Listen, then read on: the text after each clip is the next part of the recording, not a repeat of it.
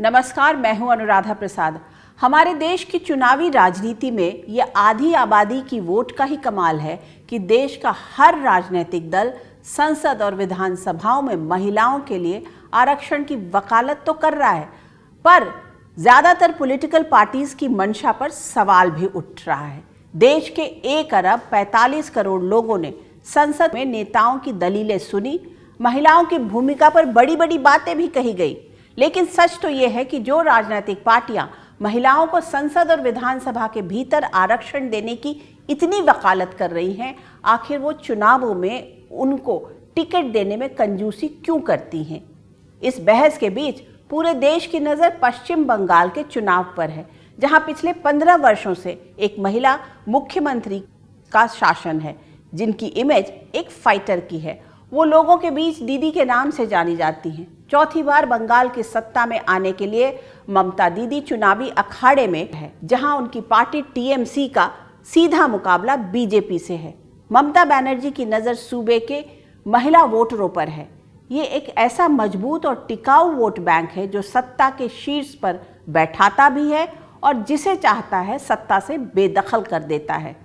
पिछले 15 वर्षों से महिला वोट बैंक के दम पर ही ममता बनर्जी बंगाल में राज कर रही हैं। बीजेपी ने भी उनके महिला वोट बैंक में सेंधमारी की तैयारी कर रखी है।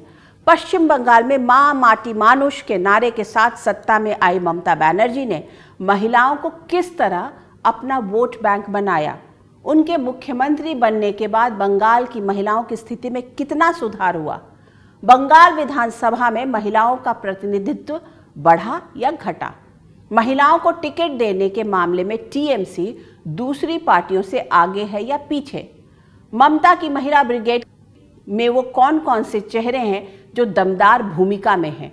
आज ऐसे ही कुछ सवालों के जवाब तलाशने की कोशिश करेंगे अपने स्पेशल शो बंगाल में सत्ता का महिला शास्त्र में।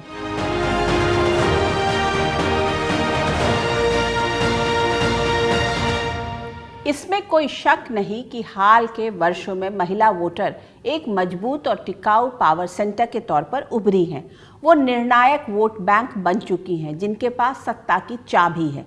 पश्चिम बंगाल के 6 करोड़ 44 लाख वोटरों में 3 करोड़ 16 लाख महिलाएं हैं। महिलाओं का वोटिंग प्रतिशत पुरुषों की तुलना में अधिक रहा है। अब ज्यादातर महिलाएं बिना किसी पारिवारिक दबाव या प्रभाव के मतदान कर रही हैं।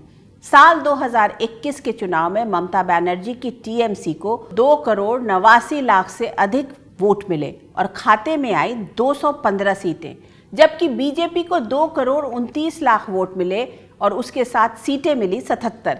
ऐसे में जरा हिसाब लगाइए कि अगर बंगाल की महिलाओं का बड़ा वोट ममता बनर्जी की टीएमसी के साथ बना रहता है या फिर बीजेपी उनके खाते में से महिला वोटरों को खिसकाने में कामयाब होती है, तो क्या होगा?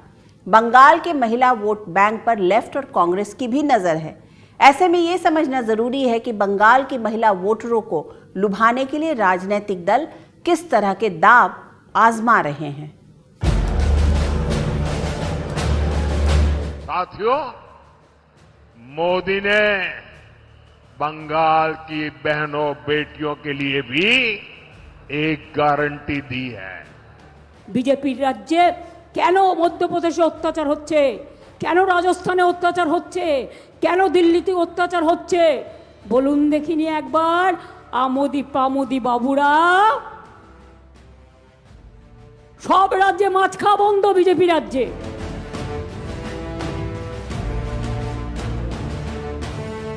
बेटियों के साथ हुए हर अन्याय, हर रेप केस की फाइल खुलेगी।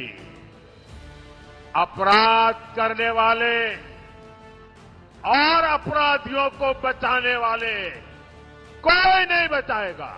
আপনারা আমাকে ধমকালে আমি চমকাই, আর আপনারা আমাকে চমকালে আমি গর্জাই, আর আপনারা আমাকে বর্ষালে গর্জালে আমি বর্ষাই, আর আমাকে আপনারা বর্ষালে আমি উতরাই, চড়াই উতরাই পেরিয়ে আমি এগিয়ে যাই মানুষকে সাথে নিয়ে।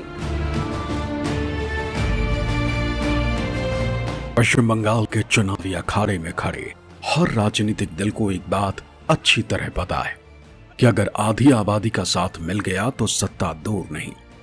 ऐसे में पश्चिम बंगाल के महिला वोट बैंक पर बीजेपी की बांस की तरह नजर है। विरोधी पार्टियों की दलील है कि विधानसभा चुनाव में महिला वोटरों को अपने पाले में लाने के लिए मोदी सरकार संसद में महिला आरक्षण से जुड़ा संविधान संशोधन बिल लेकर आई थी, लेकिन लोकसभा में इस संविधान संशोधन बिल को 2/3 बहुमत नहीं मिल पाया। इलेक्शन जीतने का तरीका है, लेकिन फिर भी इस टाइम में सब कुछ छोड़ के वार इतना इम्पोर्टेंट इशू था, तब भी आप ये सेशन नहीं किया इतना इम्पोर्टेंट इशू में, फिर भी अभी किया है। क्यों? क्योंकि के हम लोग का आसाम को सब आना पड़ेगा, डिस्टर्ब होगा इलेक्शन का।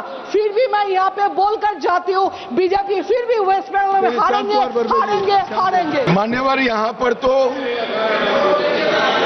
शोर शराबा कर बच जाओगे, मगर माताओं बहनों का जो आक्रोश आपके खिलाफ है ना, जब मैदान में जाओगे तब मालूम पड़ेगा। भागते हुए रास्ता नहीं मिलेगा। चुनाव में जब जाएंगे तब मालूम पड़ेगा, मातृशक्ति हिसाब मांगेगी। संसद और विधानसभा के भीतर महिलाओं को 1/3 आरक्षण दिलाने का संविधान संशोधन प्रस्ताव भले ही गिर गया हो, लेकिन इस मुद्दे के सहारे चुनावी अखाड़े में लहर बनाने की पुरजोर कोशिश दिखनी तय। बंगाल के चुनावी अखाड़े में बीजेपी के महारथी दलील देते दिख सकते हैं कि विपक्षी पार्टियां किस तरह संसद और विधानसभा के भीतर महिलाओं को उनका हक नहीं देना चाहती। जो सरकार की साजिश थी संघीय ढांचे को बदलने की, लोकतंत्र को कमजोर करने की, उसको हराया गया, उसको रोका गया। ये संविधान की जीत थी, देश की जीत थी और विपक्ष की एकता की जीत थी। महिलाओं से उनके अधिकार छीनकर ये लोग मेजे थपथपा रहे थे। उन्होंने जो किया वो केवल टेबल पर थाप नहीं थी, वो नारी के स्वाभिमान पर, उसके आत्मसम्मान पर चोट थी। और नारी सब भूल जाती है, अपना अपमान कभी नहीं भूलती। साल 2024 के लोकसभा चुनाव में पश्चिम बंगाल में टीएमसी को करीब 46% वोट मिले, वहीं बीजेपी को करीब 39%।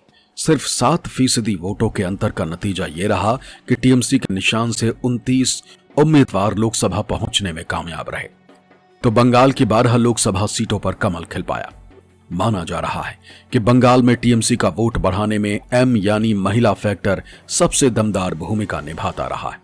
इसी तरह 2021 के बंगाल विधानसभा चुनाव में टीएमसी को करीब 48% वोट मिला, वहीं बीजेपी को करीब 38%। 10% वोट शेयर में अंतर से जहां टीएमसी के 215 उम्मीदवार विधानसभा पहुंचे, वहीं बीजेपी के खाते से 77 उम्मीदवार। ऐसे में 5% भी वोट शेयर में हेरफेर बंगाल का पूरा सियासी समीकरण बदल सकता है। माना जाता है कि पश्चिम बंगाल में महिलाओं के वोट का बड़ा हिस्सा टीएमसी के खाते में जाता रहा है। ऐसे में बीजेपी ने इस बार ममता बनर्जी के इस बड़े वोट बैंक में सेंधमारी की बड़ी तैयारी की है। दरअसल ममता सरकार की लक्ष्मी भंडार योजना के तहत आर्थिक रूप से कमजोर महिलाओं को हर महीने 1000 रुपए और SC/ST वर्ग की महिलाओं को 1200 रुपए महीना मिलता है। इस योजना के लाभार्थियों की संख्या 2 करोड़ से अधिक है। टीएमसी ने इसमें 500 रुपए महीना बढ़ाने का वादा किया, तो बीजेपी ने सरकार बनने पर महिलाओं को हर महीना 3000 रुपए देने का वादा किया। वहीं कांग्रेस ने भी सरकार बनने पर महिलाओं के लिए 2000 रुपए महीना आर्थिक मदद का ऐलान किया।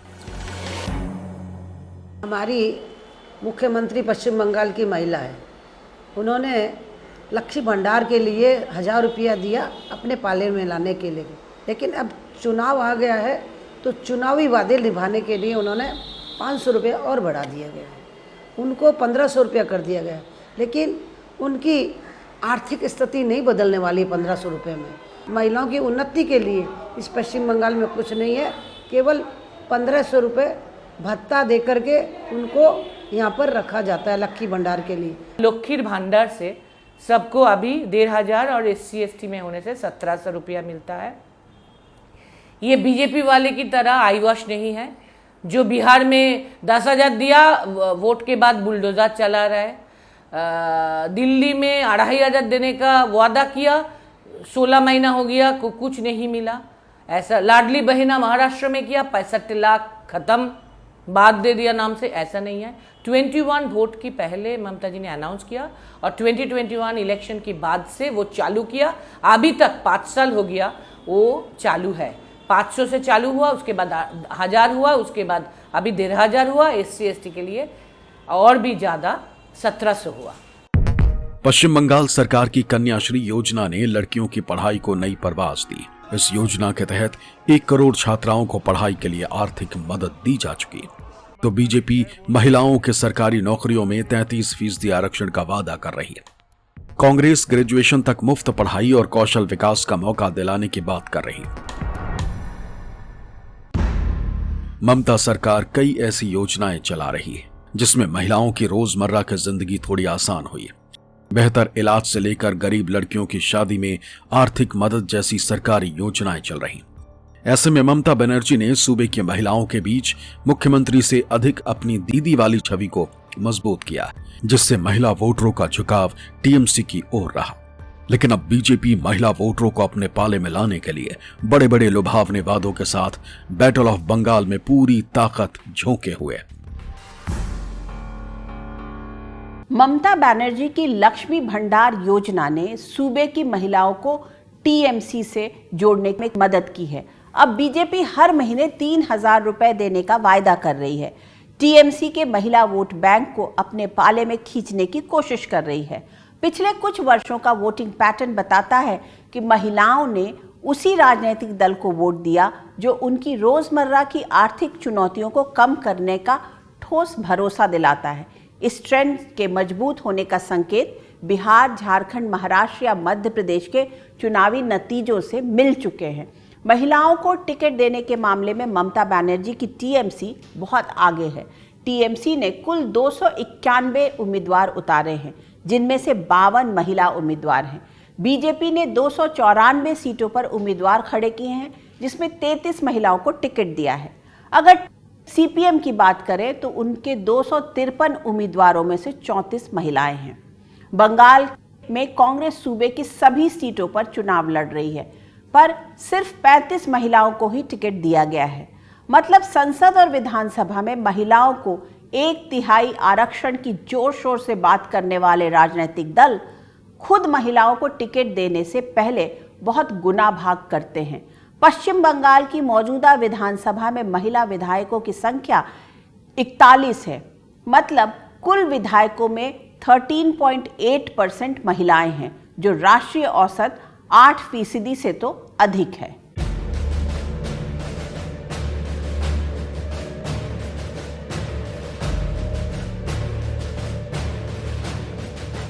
आजादी के बाद के शुरुआती दशकों में बंगाल विधानसभा में गिनती की महिलाएं ही पहुंचने में कामयाब रहीं।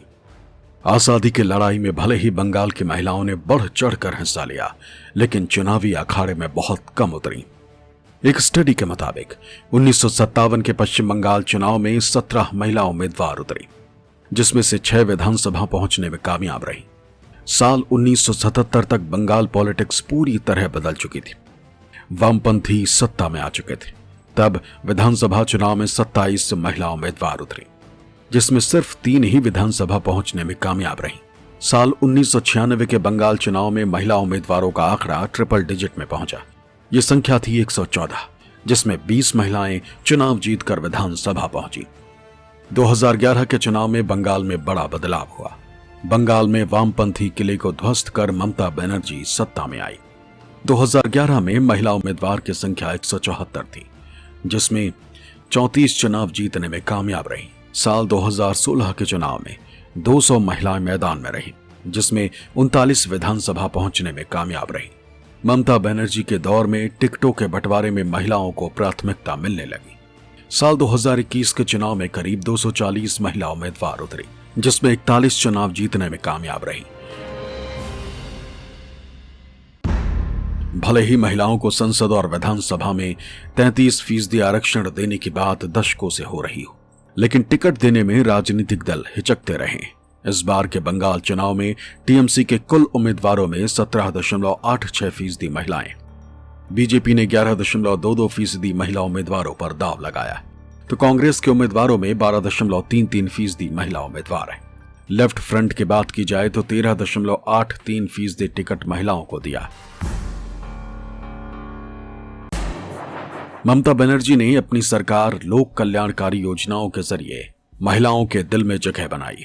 पिछले 15 वर्षों में उन्होंने महिला लाभार्थियों का एक बड़ा वर्ग तैयार कर दिया।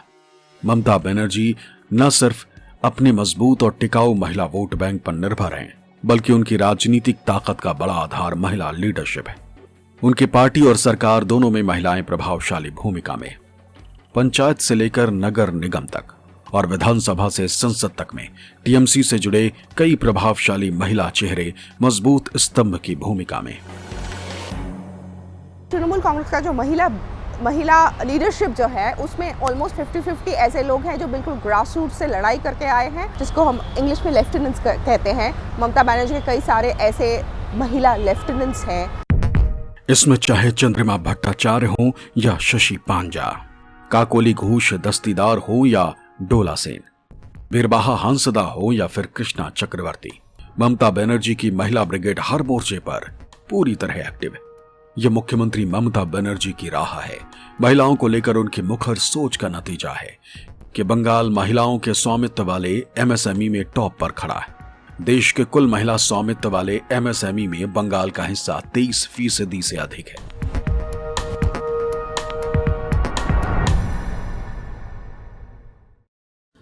ममता बनर्जी के दौर में प्रशासन में 84 महिला आईएएस अफसरों को अहम जिम्मेदारियां सौंपी गई थी।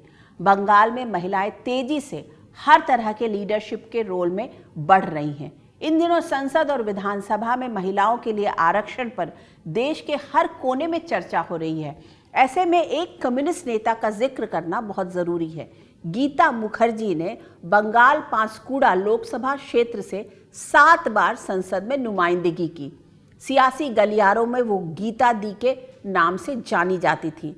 दरअसल गीता दी ने सितंबर 1996 में संसद में एक निजी प्रस्ताव लाकर संसदीय और विधायिकी सीटों पर सबसे पहले महिलाओं के लिए आरक्षण की मांग उठाई। अब गीता दी इस दुनिया में नहीं है, लेकिन 3 दशक पहले संसद में जो मांग गीता मुखर्जी ने उठाई थी वो कानून बन चुका है। पर पंचायत में महिलाओं के लिए आरक्षण का रास्ता 73वें संविधान संशोधन के जरिए खुला। बंगाल में लेफ्ट फ्रंट और तृणमूल कांग्रेस के शासन में महिला उम्मीदवारों की संख्या बढ़ाने के रास्ते निकाले गए। वैसे वहां ग्राम पंचायत, पंचायत समिति और जिला परिषद में 50% आरक्षण का सिस्टम लागू है। पश्चिम बंगाल की 63,229 ग्राम पंचायत सीटों, 9,730 पंचायत समिति सीटों और 928 जिला परिषद सीटों में से ज्यादातर पर टीएमसी का कब्जा है। माना जाता है कि बंगाल में जिसका पंचायत और जिला परिषद में वर्चस्व होता है, उसी का विधानसभा चुनाव में पलड़ा भारी होता है। पश्चिम बंगाल में त्रिस्तरीय पंचायत प्रणाली में महिलाओं के लिए आधी सीटें रिजर्व है। ऐसे में ग्राम पंचायत, पंचायत समिति और जिला परिषद में महिलाएं चुनाव जीतकर पहुंच तो जाती हैं, लेकिन अभी भी फैसलों में उनकी बहुत नहीं चलती। पंचायत में महिलाओं को पश्चिम बंगाल में 50% की भागीदारी थी, लेकिन मैं समझती हूँ कि सीपीएम के राज में और टीएमसी के राज में उन 25% महिलाओं को कभी काम करते हुए नहीं देखा है।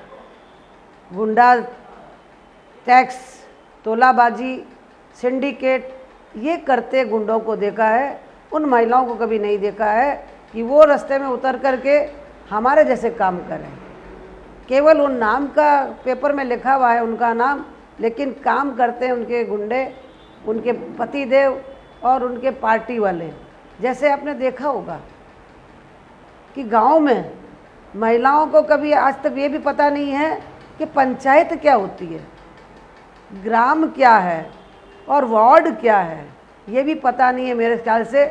पंचायत और जिला परिषद चुनाव में रोटेशन सिस्टम के तहत जो सीटें महिलाओं के लिए रिजर्व होती हैं, उसमें से ज्यादातर सीटों पर पुरुष की जगह परिवार की कोई महिला उम्मीदवार मैदान में दिखती है। स्थानीय निकायों में महिलाओं की भूमिका ममता बनर्जी के दौर में हो या फिर वामपंथी सरकारों के दौर में, खास अंतर नहीं आया। हाँ, ये बात सही है कि जैसे कि बहुत सारे इंडिपेंडेंट महिलाएं भी अपने खुद के काम से आके आई हैं, वैसे भी पंचायत में लीडर्स हैं, और बहुत सारे ऐसे लीडर्स भी हैं जिनको फैमिली कनेक्शंस और जिनके बिहाफ पे उनका फैमिली मेंबर्स, जो मेल फैमिली मेंबर्स हैं, वो चलाते हैं। ऐसे भी लोग हैं, वो तो पूरे देश में ही है, इसमें कोई ऐसा एक्सेप्शन है नहीं। एक सच ये भी है कि पंचायत व्यवस्था के विस्तार के साथ महिलाओं को लोकल पॉलिटिक्स में जगह मिली। बंगाल में वामपंथी शासन के दौर में महिला संगठनों और ट्रेड यूनियनों के जरिए उनकी आवाज बुलंद और मजबूत हुई। महिलाओं को संगठित करने के लिए अलग अलग मंच बनाए गए। इससे 34 वर्षों तक बंगाल में लेफ्ट की हुकूमत रही। लेकिन ममता बनर्जी ने जब माँ, माटी और मानुष के नाम पर बंगाल में परिवर्तन का नारा दिया तो महिलाओं को ममता बनर्जी में नई उम्मीद दिखी। ममता ने जो राजनीतिक रास्ता पकड़ा, उसमें महिलाएं लेफ्ट से टीएमसी की ओर शिफ्ट होने लगी। आज की तारीख में पंचायत से लेकर जिला परिषद तक की ज्यादातर सीटों पर टीएमसी का झंडा थामे महिलाएं जमी हुई हैं। इनके पीछे खड़ी महिलाओं के बड़े वोट बैंक से ममता बनर्जी की टीएमसी को ताकत मिलती रही है। बंगाल की सत्ता से लेफ्ट फ्रंट पिछले 15 वर्षों से बाहर है। वामपंथी शासन के दौर में पंचायत में कौन उम्मीदवार होगा, ये जिला समिति द्वारा तय किया जाता था। वामपंथी सिस्टम में व्यक्ति के पसंद या नापसंद के लिए बहुत जगह नहीं थी। आरक्षित सीटों के मामले में जिला समिति तय किया करती थी। मौजूदा उम्मीदवार की जगह किसे मैदान में उतारा जाएगा, टीएमसी के दौर में ये दिक्कत नहीं रही। बंगाल में महिला सशक्तिकरण की बातें तो बहुत हुई, पर एक सच्चाई ये भी है कि राजनीति जिस ढर्रे पर आगे बढ़ी, उसमें महिला पंचायत सदस्य विधानसभा या संसद तक उस रफ्तार से नहीं पहुंच पाए जितनी पहुंचनी चाहिए थी। आज़ादी की लड़ाई में भी बंगाल की महिलाओं का बड़ा योगदान रहा। बंकिम चंद्र चट्टोपाध्याय ने अपने उपन्यास आनंद मठ में महिला क्रांतिकारियों की भूमिका का चित्रण किया, जो साल 1882 में दुनिया के सामने आया। इसके 3 साल बाद यानी 1885 में कांग्रेस पार्टी की स्थापना हुई। कांग्रेस के पहले अधिवेशन में शामिल हुए 72 प्रतिनिधियों में से एक भी महिला नहीं थी। कांग्रेस में महिला प्रतिनिधियों को शामिल कराने में 4 साल लग गए, जिसमें पहली 2 महिलाएं बंगाल से ही थी, कादम्बिनी गांगुली और स्वर्ण कुमारी देवी। कादम्बिनी गांगुली देश की पहली महिला डॉक्टर में से एक थी। साल 1905 में बड़े पैमाने पर बंगाल विभाजन के विरोध में महिलाओं ने हिस्सा लिया और विदेशी कपड़ों का बहिष्कार किया। महात्मा गांधी के अगुवाई में बंगाल की सामान्य परिवारों की महिलाओं ने भी आज़ादी की लड़ाई में मोर्चा संभाला। आज़ाद भारत का आईन बनाने के लिए बनी संविधान सभा पहुंचने वाली 15 महिलाओं में से 3 का ताल्लुक तब के बंगाल से था, जिसमें पूर्णिमा बैनर्जी, लीला रॉय और रेणुका रे शामिल थी। आज़ादी के बाद के शुरुआती 10-15 वर्षों में बंगाल विधानसभा में महिलाओं का प्रतिनिधित्व नाम मात्र का रहा। लेफ्ट शासन में महिला संगठनों और ट्रेड यूनियनों के जरिए उनकी आवाज मजबूत हुई। ममता बनर्जी के दौर में बंगाल पॉलिटिक्स में महिलाओं की मौजूदगी और प्रभाव दोनों बढ़ा। ऐसे में बंगाल पॉलिटिक्स में एक बहुत सामान्य पृष्ठभूमि की लड़की ममता बनर्जी ने किस तरह कम्युनिस्टों से लड़ते हुए अपनी जगह बनाई, ये समझना भी जरूरी है। किसी को ममता बनर्जी का तेवर पसंद आता है तो किसी को उनकी आंदोलनकारी छवि, किसी को सादगी तो किसी को ममता सरकार की योजनाएं। अपने खास अंदाज के साथ पिछले 15 वर्षों से बंगाल के सत्ता में करीब 6 दशक की सियासी यात्रा में हर रंग देखते ममता बनर्जी अब 72 साल की हो चुकी है। स्कूल में पढ़ाई के दौरान ही उनका राजनीति से रिश्ता जुड़ गया और धीरे धीरे बंगाल कांग्रेस में पहचान चटकदार बनने लगी। 1984 में जाधवपुर लोकसभा सीट पर दिग्गज कम्युनिस्ट नेता सोमनाथ चटर्जी को चुनाव में हराकर ममता बनर्जी ने सबको हैरान कर दिया। 3 मुद्दा है हमको लगता सबसे important, true fighter, pro people in all respect and good governance and non partial impartial administrator in all respect. ये 3 मुद्दा है, इसीलिए वो सबके दिल में है, सबकी इनसाइड द हार्ट में है, और हमको लगता सीपीएम भी उनको हरा नहीं सका। सांसद बनकर ममता दिल्ली आई, लेकिन यहाँ की राजनीति का मिजाज रास नहीं आया।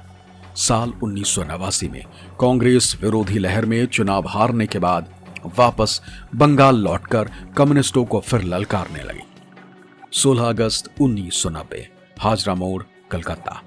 दक्षिणी कलकत्ता के हाजरा मोड़ पर ममता कांग्रेस के बंगाल बंद की अगुवाई कर रही थी। अचानक उनके ऊपर सीपीएम से जुड़े एक शख्स ने जानलेवा हमला किया। सिर फट गया, पूरे 16 टाके लगे, महीने भर अस्पताल में भर्ती रहना पड़ा। अगले चुनाव में दक्षिणी कलकत्ता लोकसभा सीट पर सीपीएम उम्मीदवार बिप्लब दास गुप्ता को हराकर कम्युनिस्टों को बता दिया कि संसदीय लोकतंत्र में विरोधियों को जवाब कैसे दिया जाता है।